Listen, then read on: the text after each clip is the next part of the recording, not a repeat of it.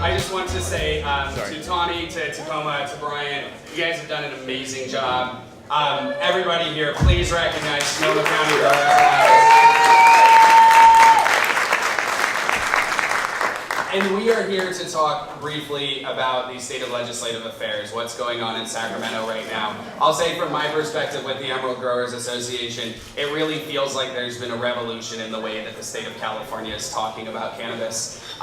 From just a few years ago when the legislature really couldn't touch the issue to today when we have three what I think are really thoughtful, innovative bills. And it is such an honor and a pleasure to have one of the authors, Assemblymember Jim Wood, here today to speak about his bill, about what he's seeing in Sacramento. So please welcome the Assemblymember.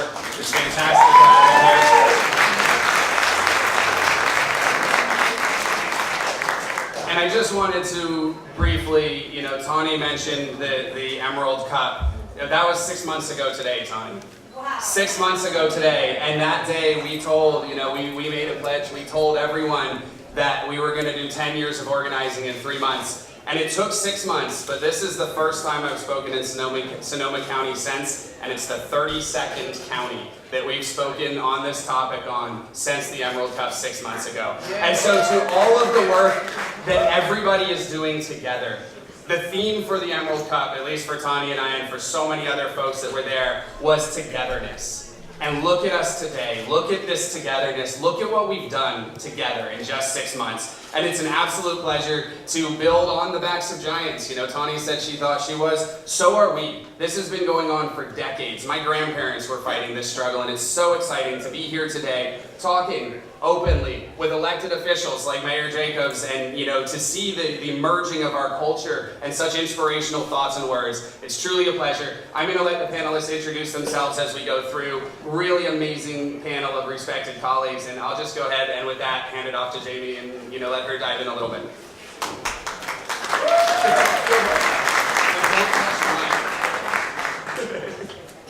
Good afternoon, everybody. My name is Jamie Kerr. I am the founder of 530 Collective.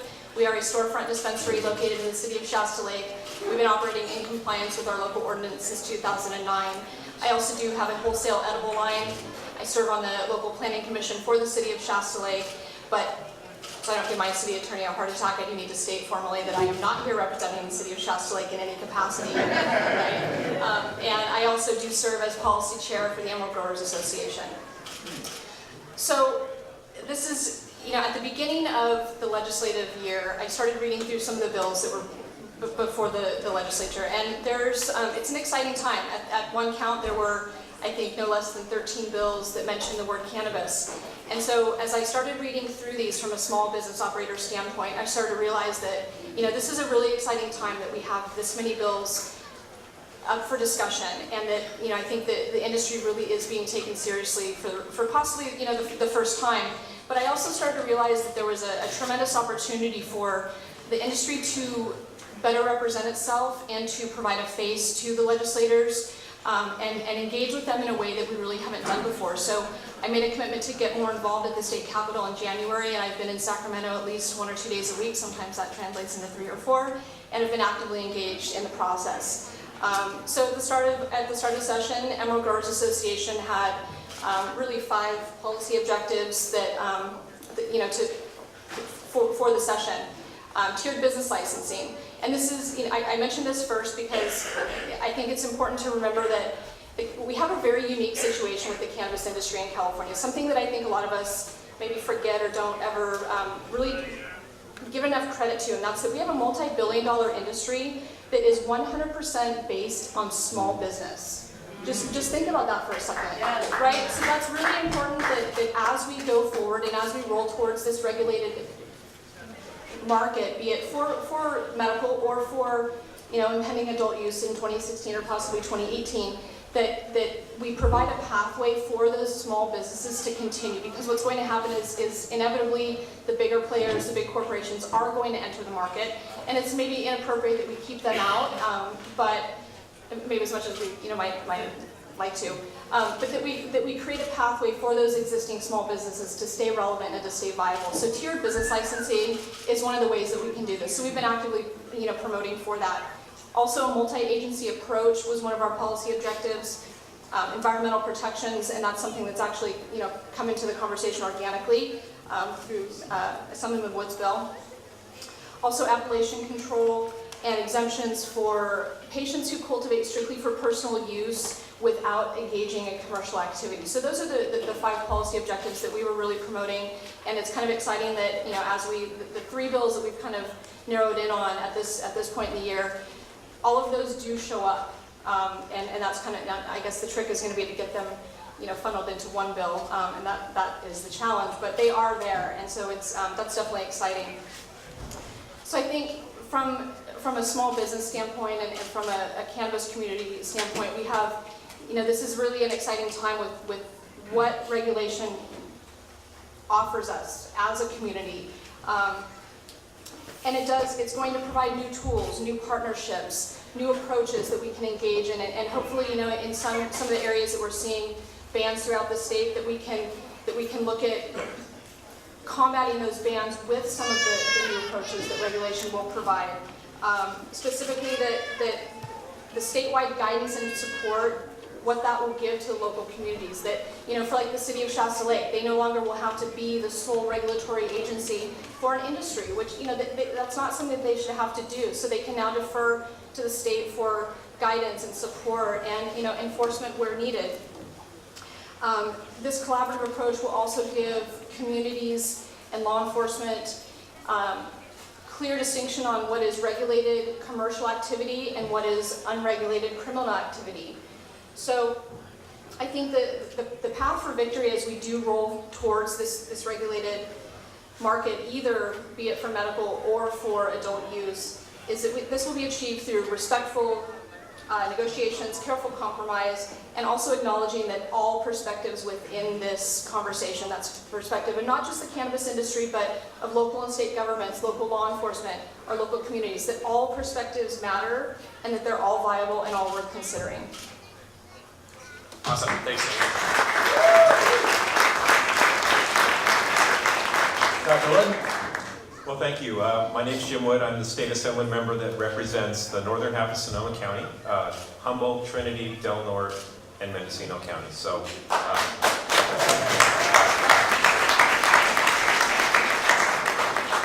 I kind of want to paint a little bit of a picture of what it's like in the legislature around this subject, and then kind of give you an idea of what's going on with a couple of the bills. First of all, when I was elected, right after that, we had a little orientation in Sacramento, and all the new legislators got together and meet each other. And I introduced myself and talked about the North Coast and said I represent all 3 counties of the Emerald Triangle. And there was no response from anybody in the room. They looked at me like I was from some other planet. And I finally had to use the prompt. I said marijuana, and then they all nodded, like this. And it gave me from the very beginning a real sense of how much the legislature really needed to be educated about this issue. And it kind of galvanized what I had learned on the campaign trail, that this has been a really, really difficult issue, and it continues to be a really difficult issue for electeds in any office to really talk about, with the exception of Mayor Jacob here. So, it's been an amazing experience. This wasn't the issue that I expected would be the top of my list when I went to Sacramento. But clearly, after January 2014, there were 2 issues that kept coming up: water and cannabis. And it was everywhere we went. It was that. And so at the time, I knew that there was a project going on. I knew that the Regional Water Quality Control Board was working on regulations. I knew about the watershed enforcement team that was put together by the governor. And I sort of set myself up to try to make that program, to try to take that program and make it a statewide program. All these water quality control board districts are different, and so the regulations that come out of them will be different. But my focus from the very beginning on this has been environmental. None of the bills really that are talking about cannabis regulation really talk about the environmental consequences of the bad actors. And so the beauty in my mind, and it's got a ways to go, I mean, these programs are not going to be perfect, but the beauty of my mind is that the program that has been set up by the governor is actually a carrot, and not more of a carrot than a stick. And so it's an opportunity for best management practices. It's an opportunity to do the right thing, because I fundamentally believe that people that are doing what you're doing don't mean to cause harm, and if they just knew that there were other ways to do it, they wouldn't do it that way. And so I sort of take that approach of, I believe that humans and people are fundamentally good and want to do the right thing. And so I'm hopeful that this program, as it moves forward, will actually have a beneficial use. The challenge that I ran into rather immediately, we figured in-house that we would have to talk about cultivation. But we didn't do that right away. So the minute I put any language into my bill about cultivation, the world descended upon me, and it wasn't really very positive, quite frankly. And so I used when I first testified on the first committee, my bill went to the Agriculture Committee and went to the Environmental Safety and Toxics Committee. So that I testified there, and one of the phrase I used was, "I like the way I may be doing this wrong better than the way nobody else is doing this at all." And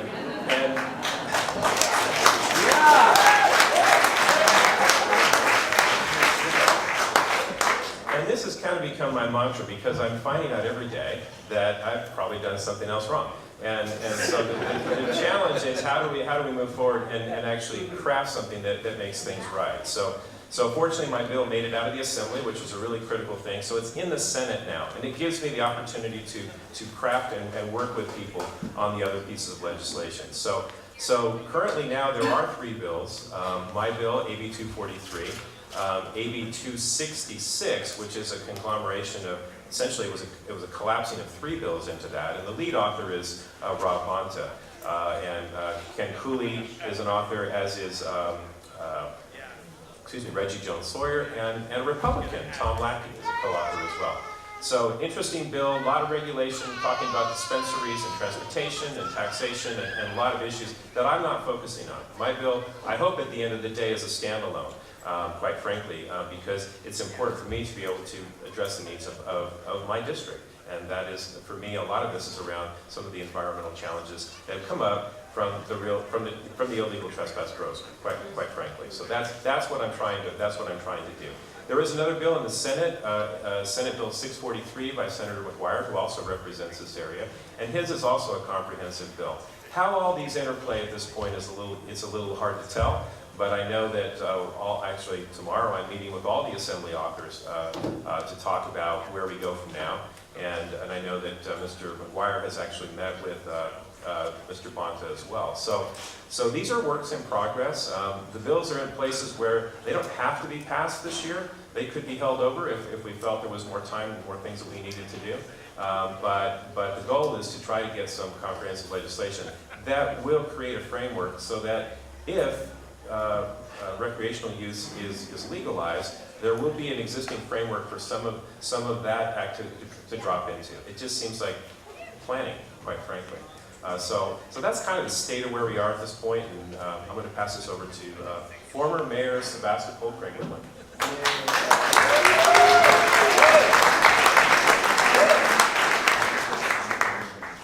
Well, there goes my punchline. Yes, I'm the former mayor of Sebastopol. Craig Litwin. Actually, I want to say, just first off, thank you so much to the Sonoma County Growers Alliance. I've also been instructed not to touch the mic, so if I am leaning forward like this, excuse me. I know I'm supposed to have good posture.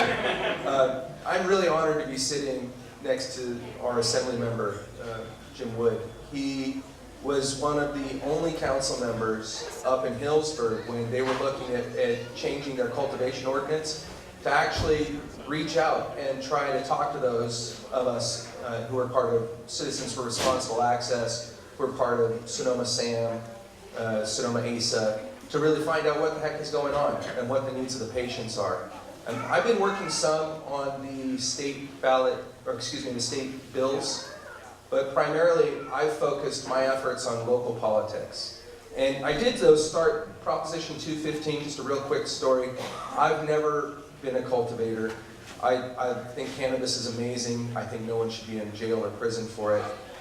I've also been arrested for saying the word marijuana. So when I collected signatures for 215, I was 19 years old. I got arrested in front of a Safeway in Windsor.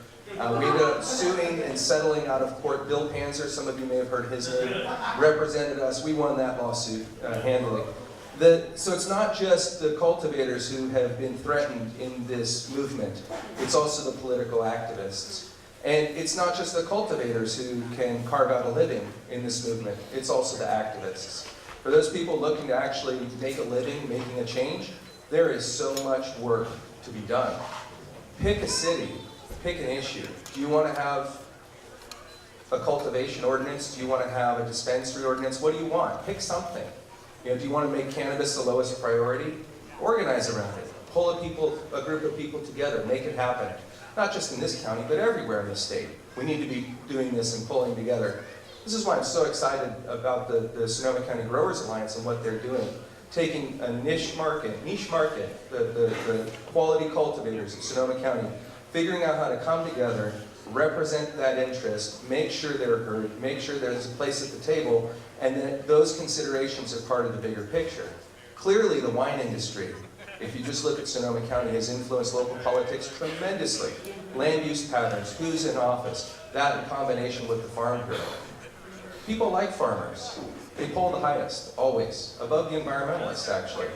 Well, we're the next wave of farmers and those who support local farmers, those people who can come to the table and make a difference when we organize together and direct that for positive change.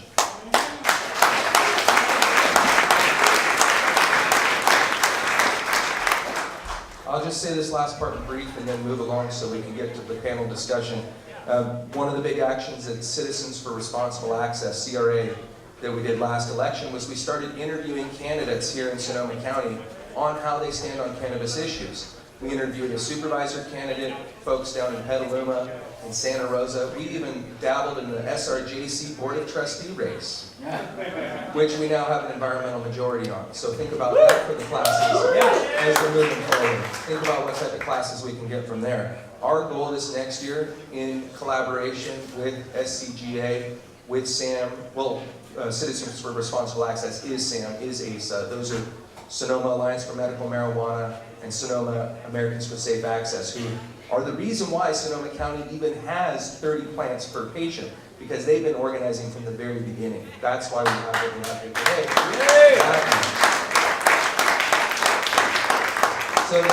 So just to wrap up here, our groups as CRA, in conjunction with SCGA and other interest groups who are in this industry, really want to set the goal of interviewing every single person running for office in Sonoma County for local office and grading them on how they vote for cannabis issues, so we can communicate to the larger electorate who's willing to waste taxpayer money and who's willing to make good policy. Thank you.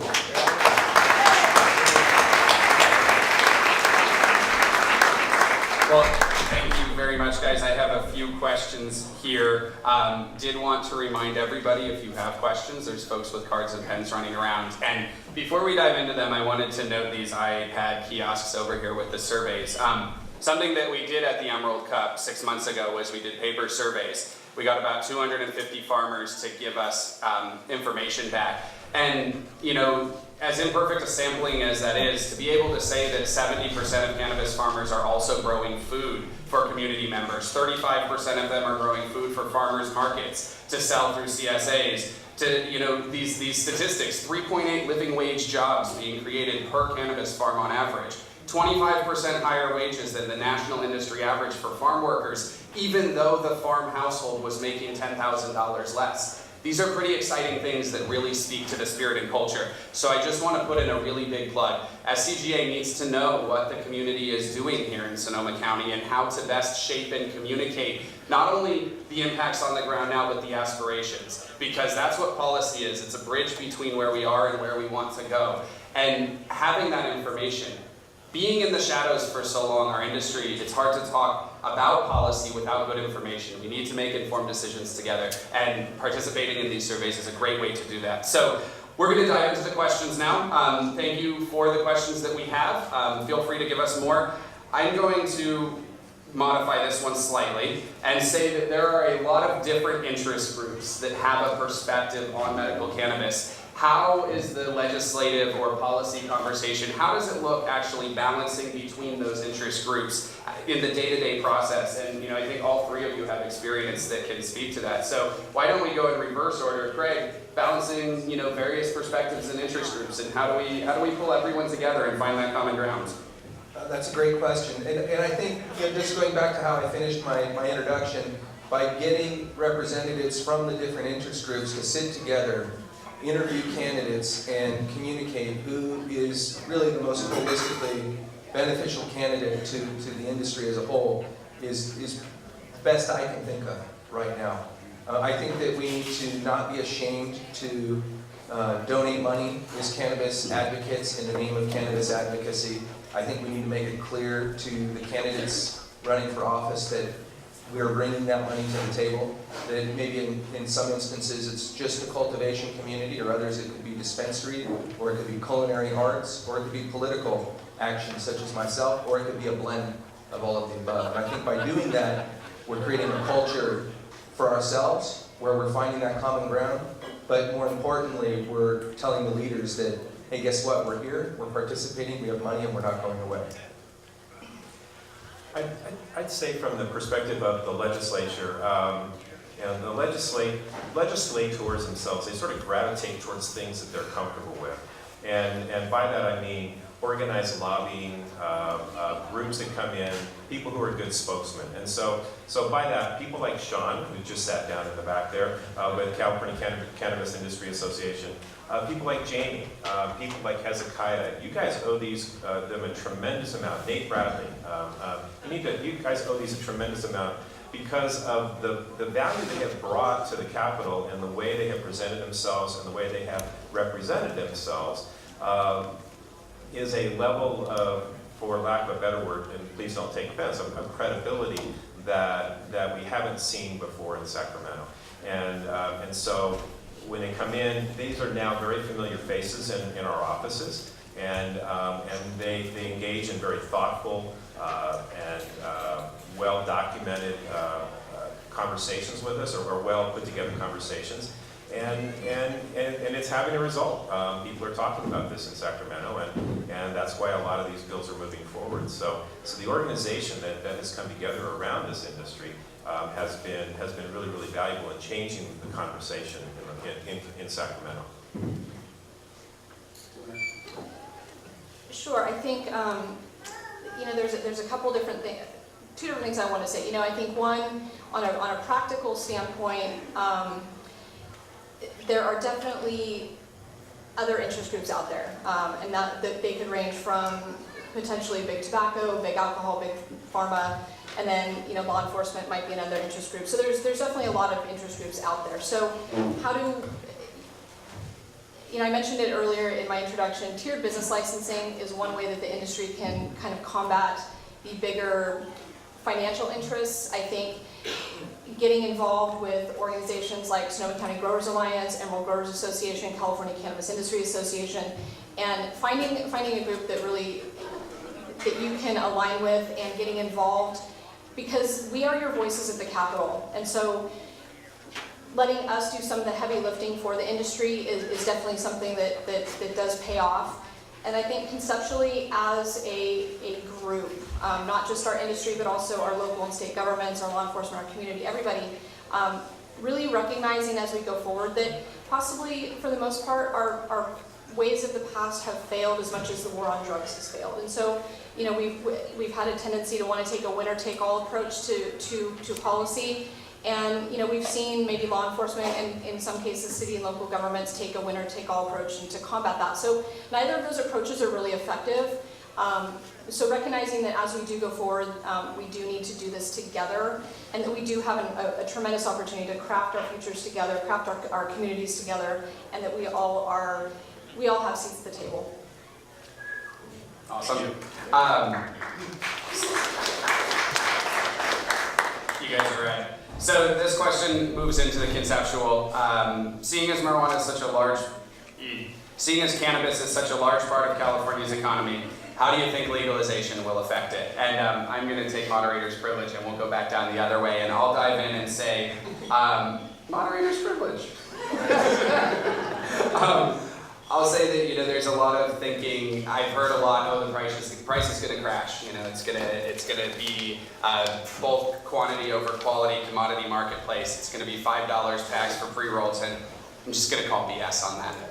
If there was an unregulated wine marketplace, we wouldn't see the craft, estate, high-end wines that we do. It would be a more or less one-size-fits-all. That's the wine. Do you want it or not? There would be no branding. There would be no valuation. So I'm going to speak what is really genuinely my truth, having grown up in this community and knowing the hard work and craft that goes into growing world-class handcrafted cannabis, and say that how is legalization going to affect it? It's going to allow the small producers to finally realize the value, the love, and the expertise that they put in their products in the marketplace. So I think it's going to be exciting. I think we're going to see differentiation of prices, and I think we're going to see the recognition that, you know, California's community deserves as the world leaders in this movement. So I will pass it to Jamie and see what she thinks legalization's, how it's going to affect the economy. You know, I think that remains to be seen. I think it depends on a couple of really key points. Taxation, you know, where we tax it and how we tax it. The thing to remember is, you know, there are a lot of, I think, local economies and well, everybody sees that as a revenue generator, and it certainly can be that. But we've seen in other states, Colorado and Washington, where if you set that tax point too high, or if you set it at the wrong point in the process, you actually end up promoting the illicit market. And that's, of course, counterproductive to everything that we're trying to do. So looking at making sure that, you know, sure, it probably does need to be taxed, but taxed in a way that is beneficial to everybody and communities, viable for the industry, and definitely not high enough that you end up in a situation where we are promoting the illicit market. I think the other thing that will determine how well legalization affects the industry and the economy is the incentives that we attach to it. And so, you know, looking at, are we going to give, you know, tax breaks? Are we going to, how are we going to generate compliance with our existing industry players so that we can have an effective adult use market?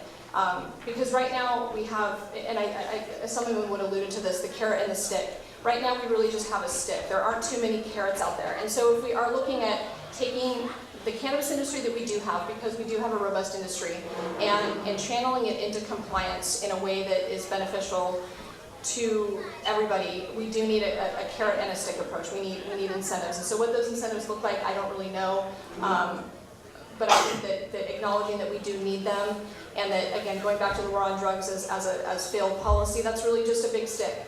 So, and that's really, you know, very, very ineffective. So implementing incentives as part of the process towards regulation and legalization, and then also making sure that we're taxing in an appropriate and viable way. Awesome. Yeah, I'd say Jamie nailed it, quite frankly. Taxation is going to be a big part of how the black market thrives or does not thrive. And I think we could learn a lot from Washington and Colorado. And I think those lessons are still ongoing. How is that ultimately going to play out? I think a lot of people, certainly the conversations in Sonoma County are much different than the conversations are in Mendocino, Humboldt, Trinity, and Del Norte. It really are. It does feel like Sonoma County is really 3 steps behind in the conversation. So when you see a group of people here today like this is not as unusual a gathering in Humboldt County we had just a couple of weeks ago when Lieutenant Governor Newsom was there. But it is. I think it is going to be about taxation. Is going to be a big part of it, and I think there are lessons to be learned through that. I think that, and the point I was getting to is that in a lot of the other counties where some of the bad effects from the illegal trespass growth, even the staunchest, most conservative folks who you would never dream of saying that they want to see cannabis legalized, actually are saying that because they're so unhappy with the way things are around their life and the challenges they face just on their normal daily activities. So it just depends on the part of the state and how that goes. But as far as what the black market ultimately does, I think a lot of it's going to revolve around taxation. Yeah.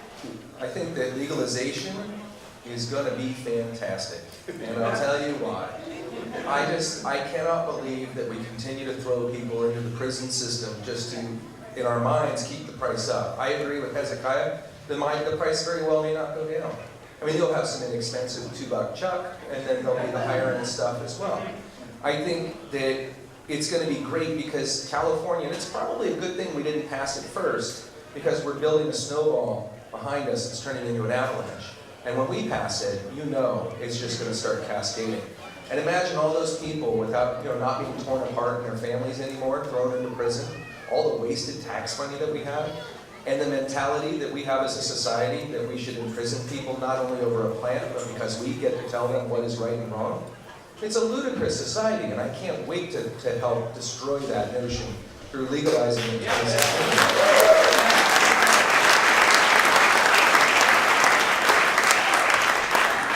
But I do fear a lot for the small grower, and I'm fairly confident there'll be a number of small growers that aren't going to make the cut because they're not going to want to go through the regulatory hurdles, and we are going through a transition here.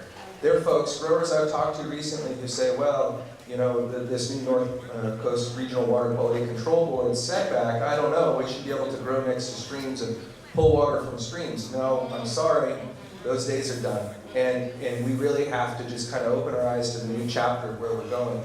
I fear for that small grower. I'm encouraged when I see things like this because it makes me feel like we can continue to carve out that financial, economic niche that's so crucial for a local economy in ways that someone as myself who's been involved in this for years can't even understand. The world is so much bigger, the cultivation world is so much bigger than I know. And my eyes open every day to how many people benefit from this. We cannot lose that through this transition. Awesome, thanks, Craig. We've got about 15 more minutes left, I believe, and I've got a ton of questions, so apologies in advance for the fact that we aren't going to get to all of them. But since this is a legislative affairs panel, I'm going to give you about 60 seconds of highlights from this legislative session. And I said there's been a revolution in the way that we talk about cannabis policy in California over the last 6 to 9 months. First of all, Assemblymember Wood was very humble when he said he went to the Ag Committee. He took the first ever cannabis bill to the Ag Committee, the first time that cannabis has ever been acknowledged as agriculture in a policy setting. And not only did he go to that committee, that, it's not always the most liberal committee in California, let's be honest. Not only did that bill get heard in committee, but he passed it out of that committee. And then again through environmental safety, toxic materials, and off the floor. I want to point to something else. AB 266 passed off the floor of the Assembly on a 62-8 vote. The California State Assembly, since SB 420, hasn't passed a cannabis regulatory bill. And they passed it 62-8. Strong across the board bipartisan support for a bill that includes explicit protections for small and medium-sized businesses. Explicitly in the code language is tiered business licensing. The regulatory authority is compelled to create opportunities for small and medium, all types of business licenses. The multi-agency approach, we've been talking about version 1.0 of cannabis policy for several years. Which one agency can we fit all of these different shaped pegs into? All of the bills moving right now have different shaped holes for different shaped pegs. We're calling on all of the different agencies to address what they're good at addressing. And lastly, something that Assemblymember Wood mentioned, that Jamie mentioned, in fact, I think all of the speakers have mentioned it, sticks and carrots. That's how we regulate industries, is with sticks and carrots. And for the first time ever, I can say that most of the bills that are moving are balanced. They acknowledge the good and the bad, and they're trying to differentiate and address those impacts differently. And that's such an amazing place to be. So with that, I think we have what will take us home with 2 more questions that are pretty much focused on legislation and the small farmers. And that's, being that this is the Growers Alliance, being that we're a legislative panel, I figured we'd start there. So how will the final bills that get enacted ensure that it won't only be very well-financed players that are able to participate and be profitable? So, I know that everyone here has some thoughts and ideas on that. How do we make sure that the less capitalized players can also participate in the regulatory marketplace? Start down there. I thought we were starting in the middle for this one. Okay, I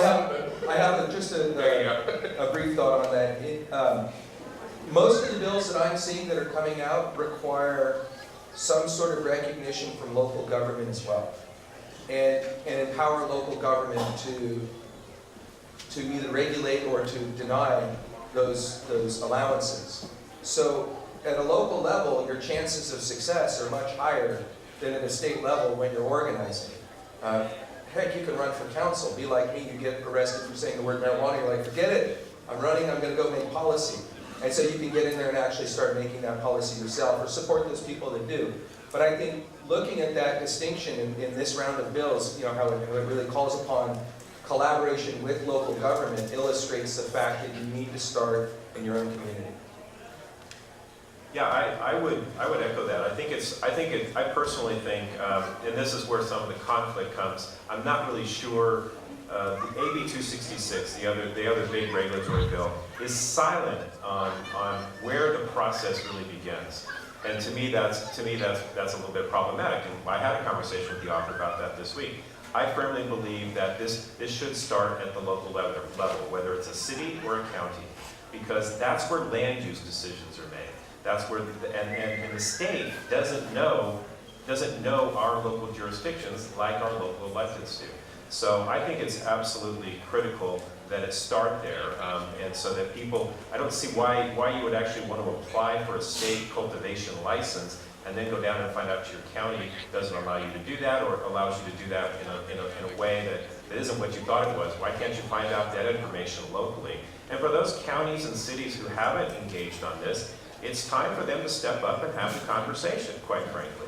And there are a lot that simply aren't. And if you're looking for jurisdictions that are going to have a friendlier attitude towards smaller businesses, it's going to be cities and counties. It's not going to be at the state level. So it's important to be a part of the conversation, continue to be a part of the conversation.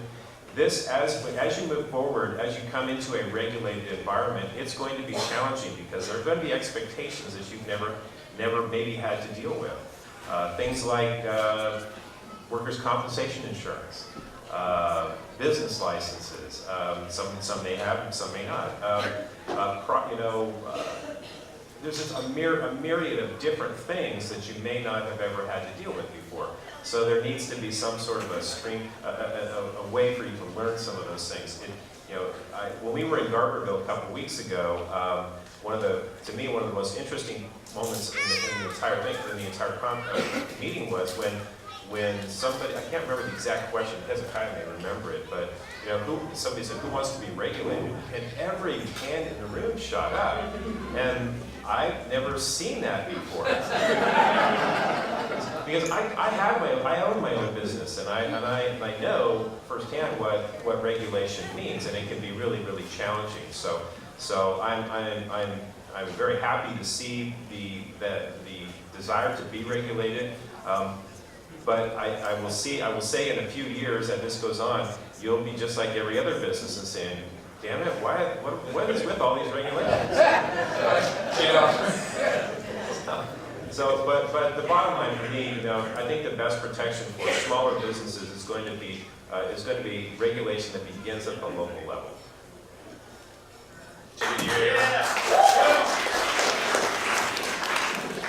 So I'm gonna say something that I think I've said pretty much every time I've got the mic, and that's tiered business licensing. So what I want to ask you guys as a group is when I say that, does everybody understand what that means and how that does protect the small farmers and the small business? So you guys have, okay. Okay, so perfect. So what we're talking about is a model that's very similar to, not identical, but similar to what exists in the alcohol industry. So where you have different types of tiers, say for a dispensary like mine, where if I have a threshold of under a certain amount of employees, that I get to do more things and I get more market privilege.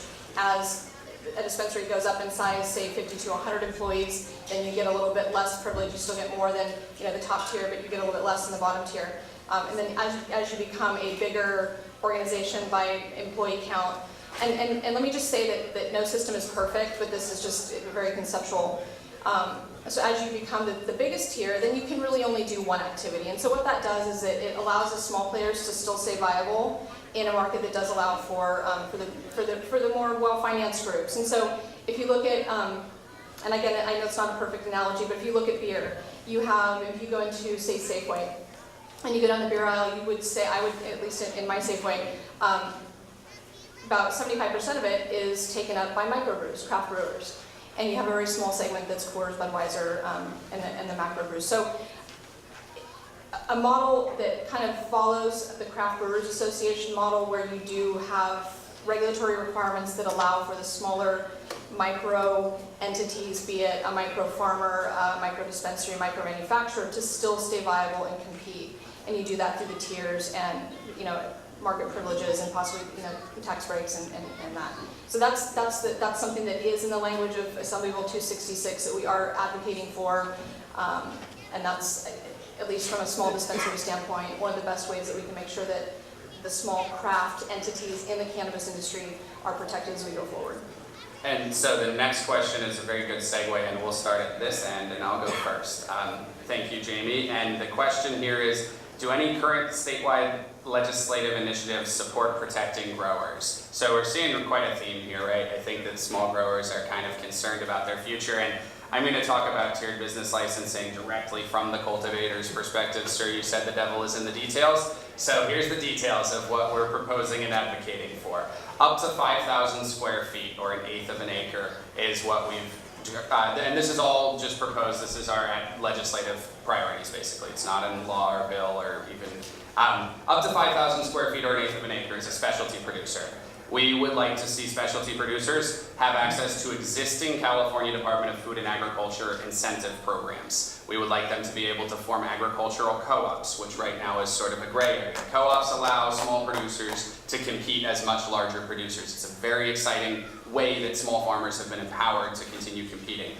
Secondly, we would like to see the Consumer Direct Marketing Program, which was passed into law, I believe, in 2010, apply to these specialty cultivators as well. So we have a number of business members, farmer members of the association, that are actually using apps or using new technologies to form direct patient-to-farm relationships. And the medicine is being delivered straight from the farm to the patient in the cities. So allowing the smaller producers to have consumer direct market privileges. And then the third one is the farmers market, the Certified Farmers Market Program. It may not be perfectly appropriate to sort of mesh the two and have cannabis at every farmer's market, but having, if you've been to Humboldt, and so having that sort of an option, creating safe space where farmers and patients can come together directly, can talk about the craft of the farm, and then, you know, expanding that across the board. If you have a very small specialty boutique tincture maker or edibles manufacturer, being able to once again go directly to the consumer, because let's talk about the economics simply for a moment. I'm a third generation farmer. I remember when 54 off the hill was pretty standard. When I got back from school, it was 32. You wouldn't even talk about anything less than that. I don't know, I'm not going to ask any cultivators to raise their hand and tell us what it is today, but what I'm hearing from home is that we're not quite there. But guess what? The consumer's been able to pay the same price ever since the 70s. And what's happening right now is that the market access is really not in favor of the producer. And so what this tiered business licensing does, I think, is give fair market access to the smaller businesses of all types. I want to close my comments on, I want to ask you guys a question. What county grows the best cannabis? Sonoma! Sonoma does, and you guys are correct. But I have to add an asterisk to that comment and say that I've been in 32 counties in the last 6 months, and you know what? Every single county in California grows the best cannabis. And let me just leave you with one thought. Let's cut to the chase. California grows the best cannabis in the world. And one exciting legislative highlight that I want to point to, because Senator McGuire's name hasn't come up that much. Jim mentioned, Assemblymember Wood mentioned SB 643. SB 643 does something very exciting, and it's the first time we've seen it in policy language everywhere. Who knows what the American viticultural areas are? And so it helps us brand and market. It's an appellation control system for wine that helps small producers really grow into the heritage, the microclimate, the culture, the genetics. It's this unique blend of qualities. Senator McGuire has called on the state, in his SB 643, called on the state to create a system of appellation controls for cannabis. So that's pretty exciting.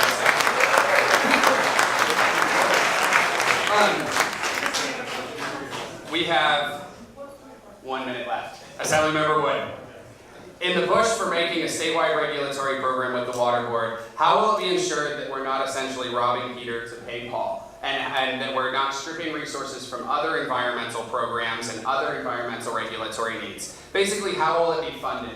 And as sort of my moderator's privilege and as a follow-up, do you see any opportunity to, in my opinion, we don't have enough funding for restoration and conservation. Do you see any opportunity going forward that maybe the program doesn't only pay for itself, but it can expand into other conservation work? And this will be our last question. Well, and that's a great question, and I'll tell you what I have been working on conceptually, and I know that Humboldt Cannabis Voice is working on some language, which I just heard about that they're getting ready to release probably in the next few days.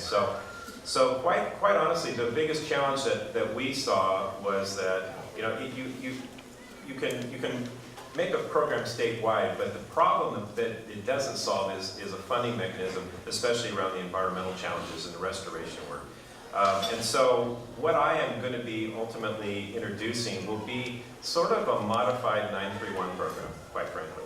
And the value of that from my perspective is that the money, whether it comes from a square footage or a zip tie or whatever it is, would go into an environmental mitigation fund. And there would also be money for local jurisdictions to do some enforcement of the illegal grows, the trespass grows. We'll call it that, because that's really the intent. And that may prove to be pretty controversial, quite frankly, because especially as I understand Humboldt Cannabis Voice, that may create a conflict there. But it is my step to try to say, okay, we need a funding mechanism that will allow for us to do the environmental restoration. So like I said, I may be stepping into another place, and I might get some real hard pushback from that. But if that isn't the solution, then somebody needs to help me and bring me potential solutions, quite frankly. I would rather people not just say, no, that's a bad idea.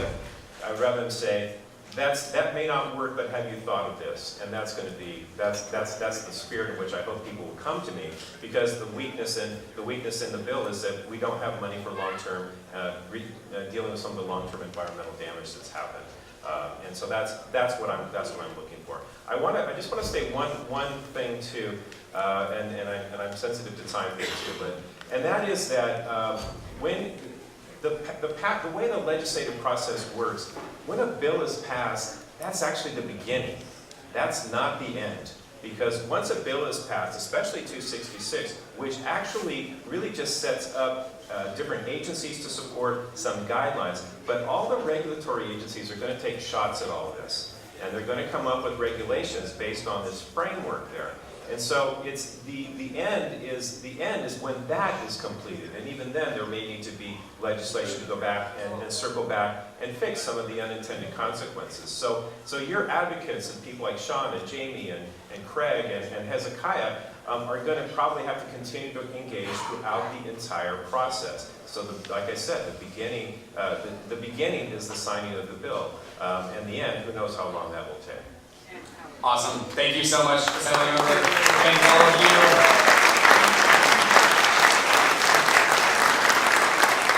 And I just want to, in closing, once again, thank you, Tawny and SCGA, for getting involved. And I hope that everybody heard what Assemblymember Wood said. If you don't like the way that he's getting it done, come up with ideas. This is a democratic process. He's here today. He does want to solve problems. And so many of his colleagues do. And it takes all of us to do that. So let's keep working together. Thanks, guys.